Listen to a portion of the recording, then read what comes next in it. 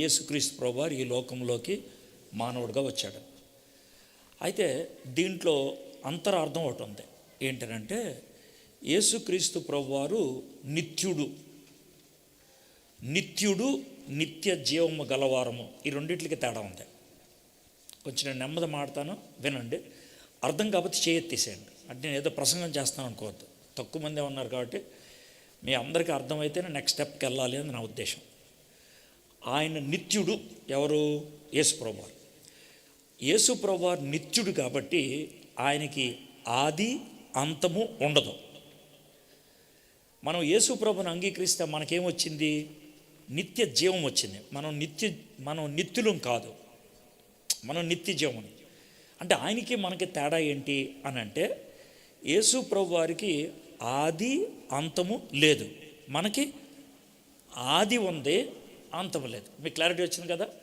So ఇది ఎందుకని మీకు ఈ క్లారిటీ ఇస్తున్నానంటే, ఈ మధ్యకాలంలో యేసు ప్రభు వారిని ఒక మనిషిగా చూపించాలని, ఆయన దేవుడు కాదు అని చెప్పడానికి కొంతమంది కొన్ని పదాలు ఉపయోగించేసి మాయ చేస్తున్నారు.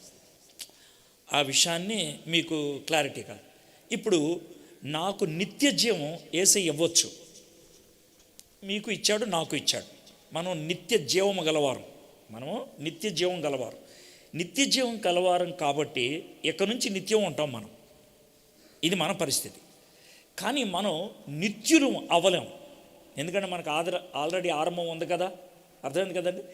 నిత్యత్వము మనకి ఎవరు ఇవ్వలేరు, నిత్య జీవం ఇవ్వగలరు. క్లారిటీ వచ్చింది కదా? నిత్యత్వం మనకి ఎవరు ఇవ్వలేరు, ఎందుకంటే మనకు ఆల్రెడీ ఒక ఆరంభం ఉంది.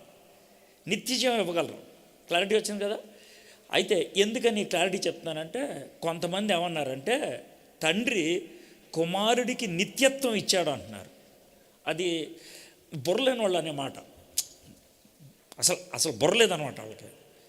అది ఇవ్వటం అసాధ్యం. ఆయనకి ఆరంభం లేదయ్యా అని అంటే, ఆ ఆరంభం లేని తనం ఇచ్చాడండి అని అంటారు. అది ఎట్లా సాధ్యం అవుద్ది? ఒక వ్యక్తిని నేను సృష్టించి నువ్వు నిత్యుడురా అని అంటే నాకు బుర్రలేదనుకోవాలి. ఎందుకంటే నేను సృష్టించిన తర్వాత నిత్యుడు ఎలా అవుతాడు? అవడం. అర్థమైందండి?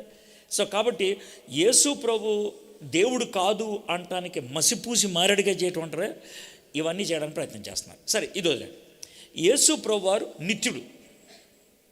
ఓకే, ఆయన నిత్యము ఉన్నవాళ్ళు. ఆయనకి ఆది అంతము లేదు. మనకు బైబిల్లో చాలా వచనాలు ఉన్నాయి. అయితే ఆ నిత్యుడైనటువంటి దేవుడు, అనంతుడైనటువంటి దేవుడు, సర్వవ్యామి అయినటువంటి దేవుడు ఈ లోకములోకి మనిషిగా రావటం అనేటువంటి ఆ నిర్ణయం ఉన్నదే, అది చాలా ప్రాముఖ్యమైనది. ఎందుకనంటే ఆ విధంగా మనుషుని అవతారము లేకపోతే మనుషుని శరీరము ధరించుకొని ఈ లోకంలోకి రావటం అన్నప్పుడు అది పర్మనెంట్ చేంజ్. పర్మనెంట్ అంటే ఆయన ఒక్కసారిగా మారిపోయాడు.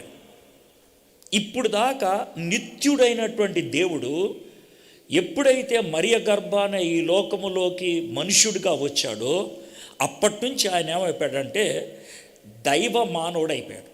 అంటే ఆయనలో ఏమున్నాయి? దైవత్వం ఉన్నది, మానవత్వం కూడా. ఇది పని. అయితే మానవత్వం కనుక లేకపోతే ఆయన మనోడు కాదు. మనోడు కాకపోతే మన రక్షకుడు అవ్వలేడు.